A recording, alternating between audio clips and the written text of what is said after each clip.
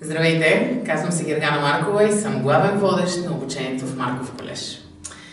Много пъти хората, които учат при нас и тези, които идват на нашите свободни презентации, ми задават въпроса: кой е най-добрият начин човек да работи върху себе си личностно? Живеем във време, в което са изобилни възможностите от към книги, курсове, коучинги, консултации, всякакви варианти има. Естествено, еднозначен отговор за това няма, но ако трябва да дам някаква посока какво минимално е добре да прави човек, то това е две неща. Едното е регулярната и качествена саморефлексия, а другото е приемането на обратна връзка от другите хора. За регулярната и качествената саморефлексия ще поговорим в някой друг формат. Днес ми се иска да поговорим за това как да приемаме ефективно обратна връзка от другите. Първо, защо е важна тя? Защото в много голяма степен всички ние сме конескапаци. Нямаме абсолютно точна и адекватна представа за това какви са нашите силни и слаби страни, какво е нашето поведение, къде се намираме и така. Обратната връзка от другите хора може да бъде един прекрасен коректив за това. От друга страна, колкото повече умеем да приемаме обратна връзка от другите хора, толкова повече ще повишаваме и умението си да даваме такава обратна връзка, което пък е изключително важно за управление на взаимоотношенията. И така че бих искала да ви поощря в това не просто да приемате обратната връзка, когато тя идва сама, а дори да я търсите активно. За това обаче да приемаме ефективно обратна връзка са необходими няколко умения.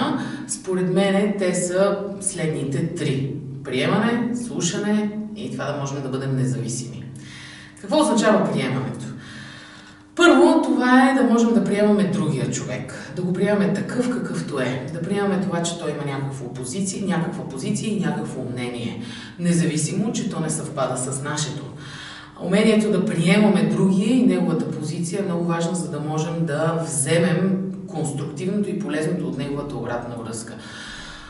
Можете да мислите за това, че погледа на другите хора просто разширява вашата картина. Както казах в началото, всички сме в някаква степен конескапаци. Така че дори позицията на другите да е грешна, това отново е обратна връзка за нас. Това е първият аспект на приемането. Вторият аспект на приемането е да можем да приемаме себе си. Да можем да приемаме себе си с силните си и с слабите си страни. Да можем да приемаме това, че не сме съвършени и никога няма да бъдем. Да приемаме такива каквито сме. Разбира се, ако гледате това видео, съвсем спокойно можем да кажем, че вие сте един развиващ се човек. Така че това улеснява доста процеса на това да приемем себе си. Такива какви сме тук и сега. Утре ще бъдем по-добри. И така че първото умение да можем ефективно да си взимаме от обратната връзка на другите хора е умението да приемаме. Второто умение е умението да слушаме. Затова също са писани стотици хиляди страници, като тук това, което бих искала да ви кажа е: слушайте и с ума, и с сърцето си. Ума отчита думите. Да, ама думите в много голяма степен при хората, които комуникират ефективно, думите казват много неща. Но при една по-голяма част от хората думите дават много малка част от информацията, от посланието, което другите изпращат към нас. Така че слушайте и с ума, но и с сърцето. Опитвайте се да отчетете емоциите, които другия човек носи. Те носят своето послание към вас. Разбира се, да бъдем отворени да слушаме другите и да можем да слушаме и с ума, и с сърцето, изисква това да можем да приемаме. Защото обратната връзка някой път не е вярна, не е коректна, идвайки към нас. Но това не означава, че пак не е обратна връзка. Тоест, ако ние оставаме впечатление, което е грешно, това също е вид обратна връзка за нас. И третото умение да приемем обратна връзка е нашата независимост. Да бъдем независими като личности, да бъдем независими в мисленето си, в преценката и позицията си, да бъдем свободни в действията си, в комуникацията си. Това защо е важно, за да приемем обратна връзка? Това от една страна ни помага на процеса на приемане. Ако ние се чувстваме свободни да се съобразим или не с обратната връзка на другия, то тогава почти никакъв проблем няма да я чуем, да я приемем като информация. Да можем да бъдем независими и след това да не се съобразим с нея, също е въпрос на личностна свобода. И така че това са трите умения, според мен, лично, за да можем да си взимаме от обратната връзка на другите: приемане, слушане и свобода. Сега, как да го правим?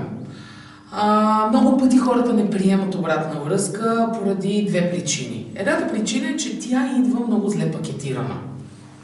Това не зависи от нас. Това как другите дават обратна връзка е в техния кръг на влияние. От нас обаче 100% зависи как ние ще реагираме на това.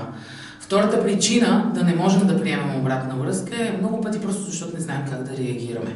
Така че бих искала и тук в тази посока да ви дам няколко опорни точки. Първото и много важно нещо е, когато получаваме обратна връзка, да запазим спокойствие.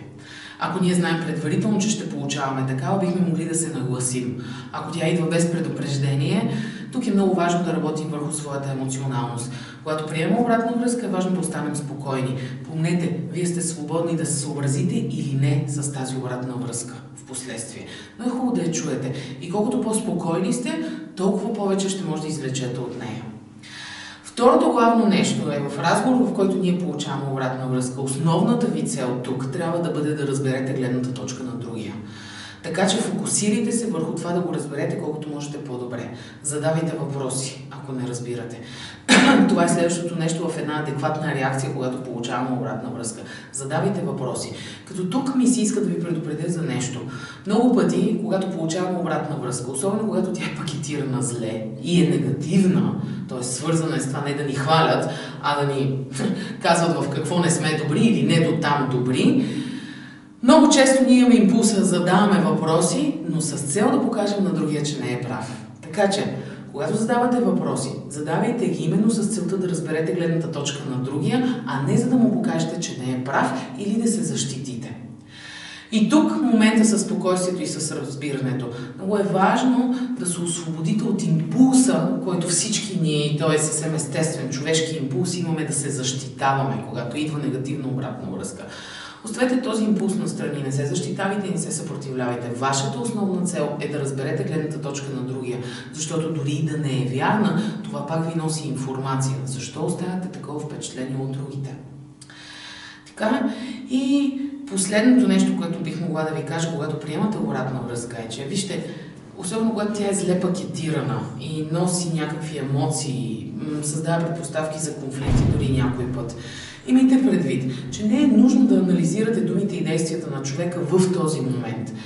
Вашата основна цел е да разберете. Не е нужно дори да реагирате, не е нужно да отговаряте.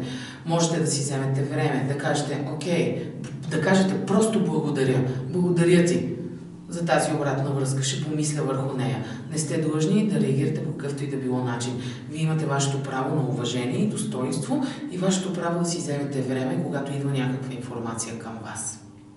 И така. Така че това е трите умения са приемане, слушане и свобода. Най-вече в мисленето и в личността ни. А начинът да приемем обратна връзка е да бъдем спокойни, да се фокусираме върху това да разберем гледната точка, да задаваме въпроси и винаги можем да кажем просто благодаря. В заключение ми се иска да кажа няколко неща. Едното е, ако търсите обратна връзка. Внимавайте да не влезете в капана на това да търсите фиктивна обратна връзка. Кога хората влизат в този капан? Първо, много често, особено лидерите или тези, които работят с хора, знаят, че това генерира доверие от срещния. И се създават навика да търсят обратна връзка, но това е ефективно. Много често те не се интересуват от информацията, която идва. Имайте предвид, че ако вие търсите ефективна обратна връзка, и другите хора рано или късно го усещат, и това вече не генерира доверие. Другата причина, поради която някой път сме склонни ефективно да търсим обратна връзка, е тогава, когато ние имаме обратна връзка за другия човек. Питаме го той какво мисли за нас и за това, което ние правим, за да можем ние след това реципрочно, ако той ни попита или дори да ни попита, ние се чувстваме в правото, сега пък ние да му дадем обратна връзка. Така че не търсете ефективно обратна връзка. Това не работи нито за вас, нито за отсрещане, нито за взаимоотношенията ви. Следващото нещо, което в заключение бих искала да кажа е не прекалявайте. Когато обратната връзка от другите, когато я търсим активно, много често сме склонни да прекалим, да потърсим гледната точка на абсолютно всички. Това обаче е възможно да ни обърка доста от една страна, което не е в наша полза. Другото, което може да се случи, е да влезем в капана на това да се опитваме да угодим на всички. А да угодим на всички не е възможно. Съмърсет Моъм казва, най-краткият път към неуспеха е това да се опиташ да се харесаш на всички. Така че не прекалявайте с търсенето и приемането на обратна връзка. Има определени хора, от които обратната връзка е важно да я вземем. Има и такива, които не ни интересува какво мислят. И така че с не прекалявайте, бих искала да върна към това да завършим и да ви кажа, че започнахме с това, че двете минимални неща, които може да правите, за да се развивате, е да търсите обратна връзка от другите и да правите регулярна и качествена саморефлексия. И с двете не бива да се прекалява. Да, събирайте информация отвътре, чрез саморефлексия и отвън, чрез обратната връзка на другите хора. Мислете, анализирайте, решавайте, но най-вече посветете по-голяма част от времето да действате. Желая ви успех! Гергана Маркова, главен водещ на обучението в Марков колеж.